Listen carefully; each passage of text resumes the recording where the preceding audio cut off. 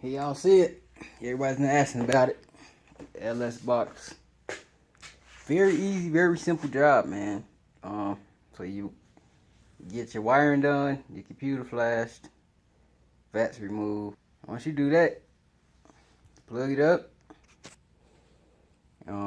fuel, and that's it. She'll run. Very, very simple. This wiring, take it from me, very time consuming. Me and my brother, we have about 4 hours in it together, maybe even 5, so 10 man hours, and I'm not even completely done.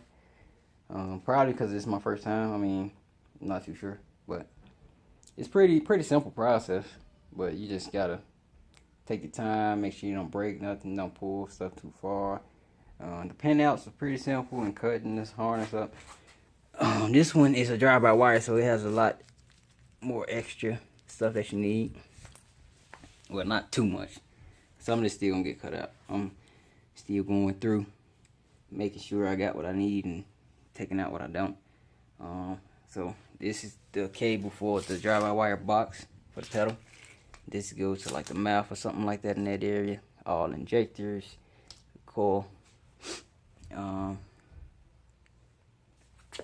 This, not too sure. We'll find out when we put it back on. Same thing in this area, coils and injector. Not sure. Ground. O2 right there.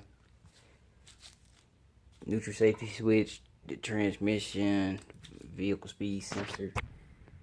This is go like to the knock sensor or something like that. It's a starter wire. Yeah, but overall, man, it's pretty simple. If I actually get faster with this, I'll offer this as a service, but it take me way too long because I'm very like thorough and going back and forth. And let me look up them papers again. Yeah, I'd rather not offer this as a service. I mean, $300, that's like the going rate on eBay to get your wiring done and your computer flash. That's a great price. Take it from me. I don't think I will ever do that again. Yeah, so $300 is a great price to so 300 plus shipping. You pay to ship it to them, and $275 plus $25 for them. Do your wiring, flash your PCM, send it back within 2 weeks. That's a great price for me. I mean, I don't think I'll ever do this again because it's just so time consuming.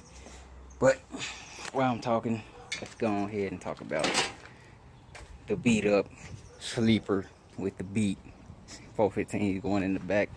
It's gonna be crazy, man. I like it looking ugly because everybody keeps saying, why you put all that money in there? Why you got that motor? I mean, the car don't need that much work to me. I've seen much worse.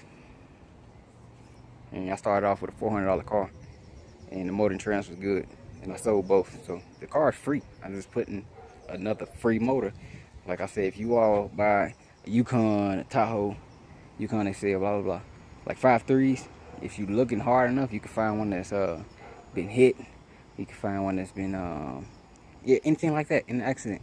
$1,000 and lower. I see it all the time. Like, I bought mine for $1,100. I sold $800 worth of parts, so I have $200 in my motor, trans, wiring, and PCM. That's not a bad price at all. I mean, especially for you all that want everything you could possibly get from this car and your money back, because that was my goal, really, to get my money back. So this is a 94 Caprice tank and sending unit. The pump I have in there is a Walbro 450. It's a pretty simple setup. I'm waiting on the new straps to come because the factory straps too short. So this gray is power, this purple is for the sending unit, and this black is on ground. So we're gonna ground it back here somewhere. This is the factory sending unit wire. I'm gonna use that, and then we're gonna run the 12 gauge power all the way from under the hood through the car. I'm not doing it in the car. And then through the trunk with the factory wires. A lot of y'all already saw the electric fans. They work pretty simple. I already have the wiring done for that in the PCM. I got relays and everything. So all I'm really waiting on is time. I'll be taking like 40 something days to leave here soon, so it'll be running for sure in the next 2 weeks. For sure, that's a guarantee. Like I said, I'm gonna move this transmission forward, and I'm gonna mount it, and then I'm gonna take the motor in and out. I'm gonna take a day in and out, and I'm gonna tell you all with the 4 position plates where to put your clamshells. because if you keep that transmission, the 4L60E, 4L80E, you don't have to do any modifications. But a lot of people keep the 700. That's even simpler. Well, I'm not keeping the 700. It's already basically sold.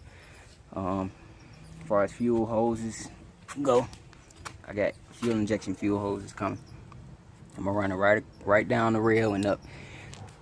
I took the factory truck rails that came about here.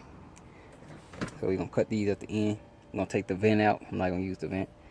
I'm gonna cut these at the end, flare them, and then put the hose on it. As far as filters, I'm gonna use this same type of filter that's on this Grand Marquis. Look like the most simplest one. Connect my hose on both ends, and then my fuel injection clamps, which I already have. So that's what we're looking at with fuel and wiring. So I gotta get my digital dash back to Intellitronics. My miles per hour is reading 000s or 999s all the time. So you gotta get that fixed. Other than that, it's going pretty smooth, man. It's a free car, free motor, free experience. I can't complain. I swear I can't complain. Blessed, man.